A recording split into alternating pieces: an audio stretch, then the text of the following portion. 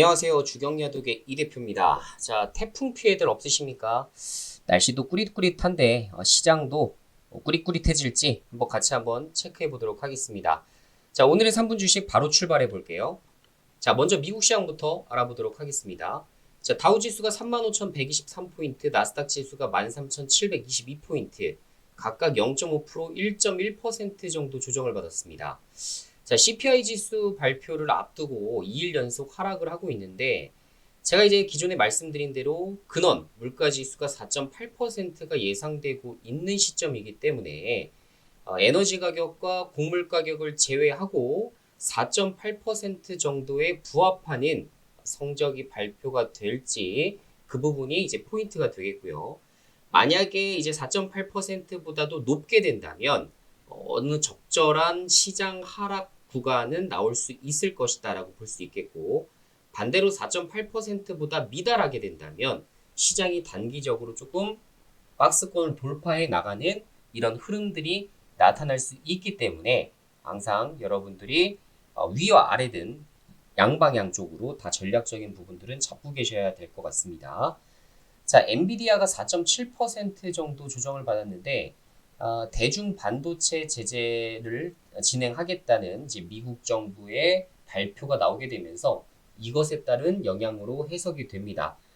이 부분은 제가 지난주부터 말씀을 드렸었던 부분이기 때문에 결론적으로는 이것이 공표가 되었다라고 보시면 되겠고요. 자, 어쨌든 뭐 방향성이 결정될 시에는 적절한 현금 확보 전략을 가져가시는 게 좋을 것 같다라는 생각이 됩니다. 저 역시 뭐 상승으로 가든 하락으로 가든 적절하게 현금 확보 다시 한번 하고 그 다음에 시장을 조금 지켜보면서 그리고 금리 인상까지 천천히 스텝 바이 스텝으로 밟아보면서 매매를 진행하시는 게 좋지 않을까 싶어요. 자, 그럼 첫 번째 이슈부터 같이 한번 살펴보도록 하겠습니다. 자, 미국이 AI, 반도체, 양자 컴퓨팅 등 세계 첨단 기술에 대해서 대중 투자 제한을 한다라는 소식입니다. 우리가 이제 계속 한 두 번 정도 살펴봤었던 이슈 같은데요. 결론적으로는 이게 공표가 되었고, 이에 따라서 해당 분야에서 중국에 투자를 진행하려는 기업들은 사전에 투자 계획을 의무적으로 신고해야 하며 투자 금지를 포함한 결정권을 누가 갖고 있다? 미국 재무장관이 가지게 된다. 즉 정부 허가받아야 돼요. 그래서 앞으로 이제 해당 조치로 안보 이익에 직결되는 분야에 대해서는 중국에 대한 투자가 전면 금지된다. 그리고 다른 민감한 투자에 대해서도 신고가 의무화되기 때문에 이 부분을 지금 잘 봐야 된다라는 부분을 좀 어필했네요. 자, 결론적으로는 역시나 뭐 중국이 이제 보복카드로 꺼내들 수 있는 뭐 히토리라든가 드론 이런 쪽이 관련해서 좀 수혜주가 될 수가 있을 것 같고요. 이전에 제가 뭐 갈륨 테마부터 시작해서 여러 가지 관련주들은 한번 말씀을 드렸었기 때문에 한번 체크를 한번 해주시면 좋을 것 같고, 자, 그리고 지금 오타가 났는데, 자, 그리고 이제 그 반도체 장비 이런 제재 때문에 서플러스 글로벌, 그러니까 중고 관련된 서플러스 글로벌과 러셀 이런 종목들이 또 반도체에 대한 수혜주가 될 수가 있습니다. 그래서 두 종목의 차트도 한번 살펴보시면 좋을 것 같습니다. 자, 두 번째로 이제 중국이 이것도 굉장히 큰 뉴스였어요. 어제 이제 시간외로 관련된 종목들이 대거 움직였는데 사실 이게 사실이라고 한다면 이렇게 몇 개 종목만 움직일 게 아니라 전체 테마가 다 들썩거려야 됩니다.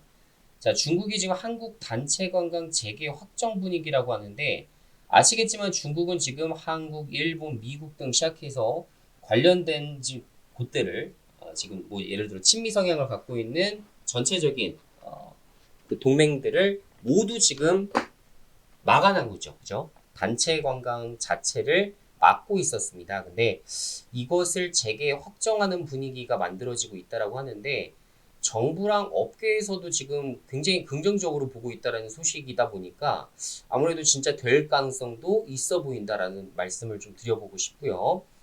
자, 어쨌든 이번 주 중입니다. 네, 그죠? 이번 주 중으로 해제될 것으로 보이기 때문에 지금 한국관광공사 관계자도 올해 초부터 소문만 무성했는데 이번엔 다르다.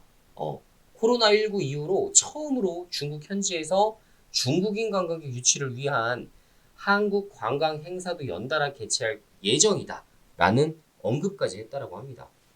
자, 그래서 역시나 우리나라 그 지금 중국 시장, 그러니까 사드 보복 조치로 인한 단체 관광 금지 결정에 따라서 피해를 가장 크게 받았었던 여행, 항공, 화장품 이쪽은 되게 큰 수혜가 될 수가 있을 것 같고요.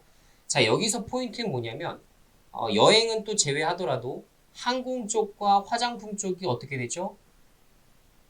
일부 기업들, 특히나 이 유럽 쪽과 미국 쪽 이런 시장을 잘 돌파했었던 곳들은 지금 어떻게 됐죠? 실적이 굉장히 서프라이즈가 나오고 있죠. 여기다가 중국을 얻는다? 굉장한 실적 발표가 나올 가능성이 높다라는 이야기가 되겠죠.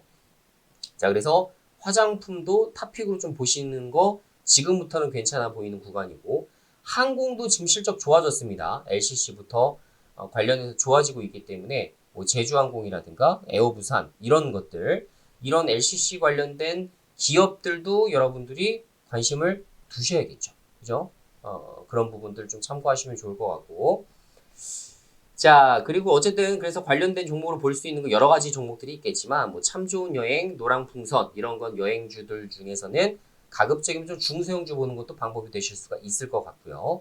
자, 그리고 본느, 클리오, 한국 화장품 제조 등 관련된 아직 시간으로 크게 오르지 않은 이런 화장품 관련된 종목들도 한번 관심 종목으로 둬보세요. 움직임이 서서히 나오는지를 한번 체크해 보셔도 괜찮을 것 같습니다.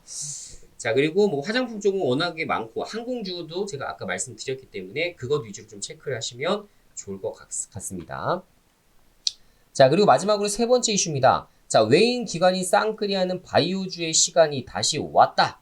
최근 2년간 소외받던 바이오주가 급등하기 시작을 했는데, 자, 어제 제가 관련된 유튜브 영상을 하나 더 올려드렸는데, 자, 비만 치료제가 전 세계 또 시장을 또 흔들기 시작하면서 어떻게 됐죠? 전체 바이오주가 주목받기 시작을 했습니다. 말씀드린 대로 다국적 제약사가 코로나 치료제, 백신 이것으로 수십조의 돈을 끌어모은 이후에 앞으로 정말 대규모의 기술 이전 사례가 발생할 수 있다라는 부분도 설명을 드렸었는데요. 자, 지금 좀 차트상으로 좀 어느 정도 움직여주고 있는 것들, 혹은 기관과 외국인의 수급이 대폭적으로 유입될 수 있는 이런 중형주들은 그래도 관심을 좀 두시는 게 좋을 것 같고, 제가 어제 좀 한 종목은 조금 더 깊숙하게 좀 봐드렸기 때문에 아직 지난 영상 못 보신 분들은 보셔야 될 바이오 한 종목 그거 한번 체크해 보시면 좋을 것 같고요. 어떤 이슈를 언제까지 받아서 올라갈 수 있는지를 다시 한번 투자 아이디어를 확인해 보시기 바랍니다.